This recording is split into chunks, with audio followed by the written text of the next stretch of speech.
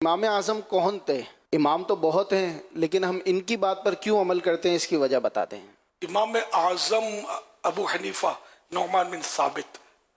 رحمۃ اللہ علیہ، تو یہ ہم ان کی تقلید کرتے ہیں۔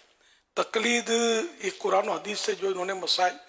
بیان فرمائے تو اس پر ہم عمل کرتے ہیں۔ پہلے تو صحابہ کرام سرکار صلی اللہ علیہ وسلم سے براہ راست سیکھتے تھے اور عمل کرتے تھے، بعد میں آگے جا کر یہ تقسیم علماء نے ہی کی۔ امام اعظم اتنے درجے کے عالم تھے، آج بھی ہم عالم کی بات تو مانتے ہیں نا، عالم کو مسئلہ پوچھتے ہیں تو کوئی بولے کہ عالم نے بتایا تو کیوں مانا، خود کی کتاب سے قرآن پڑھ کے تو ہم نہیں نکال سکتے،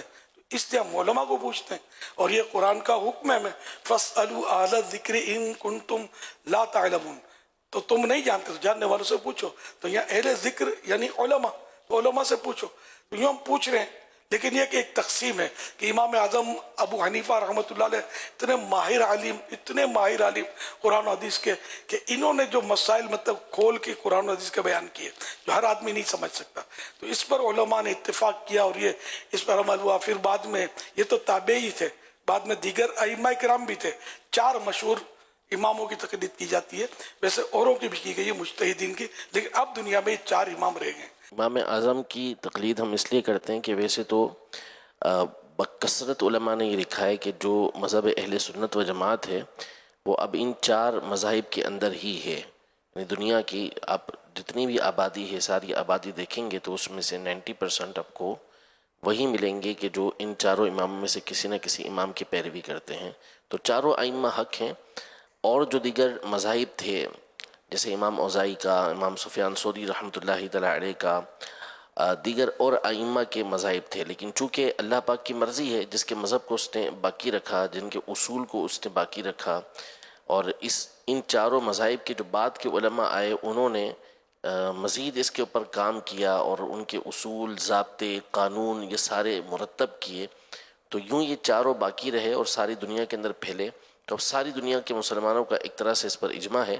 کہ ان میں سے کسی نہ کسی کی پیروی کی جائے گی، اور پیروی وہی ہوتی ہے کہ قرآن و سنت کی روشنی کے اندر انہوں نے جو اصول اور ضابطے دیے ہیں، جو مسائل بیان کیے ہیں، اسی کو ہم فالو کر رہے ہوتے ہیں، اور حقیقتاً وہ قرآن و سنت کی پیروی ہوتی ہے، اسی کے پیچھے چلنا ہوتا ہے۔ باقی رہا ہم کیوں ہیں، تو ہم اس لیے کہ ہمارے امام، ہمارے جو علاقے ہیں اس کے اندر ہمیشہ سے فقہ حنفی یہ رائج رہی ہے، تو اسی کی پیروی کی جاتی ہے۔ بہت سارے ممالک ہیں جہاں پر امام شافعی کے پیروکار ہیں تو وہ امام شافعی کی تقلید کرتے ہیں، بہت سارے جگہ ہیں کہ جہاں امام مالک کی تقلید ہوتی ہے تو وہاں پہ ان کی تقلید ہوتی ہے۔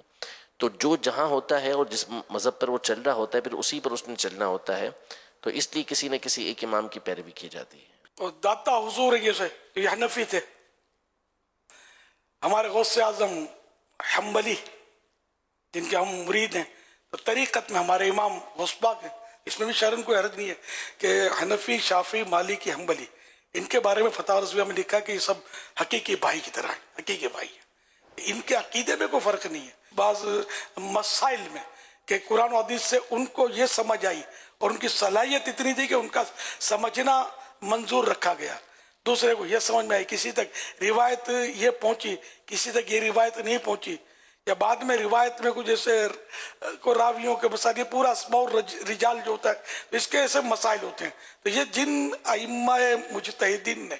جو اپنی علم سے سمجھا تو اس کے مطابق انہوں نے ارشاد فرمایا، اور یہ ایسے اہل تھے کہ ان کا ارشاد فرمانا یہ ایتھنٹک ہے۔ تو یوں مطلب یہ کہ ان کی تقلید کے سلسلے چلے، بڑے بڑے علماء، بزرگان دین، اولیاء کرام یہ کسی نہ کسی امام کے مقلد ہوتے تھے۔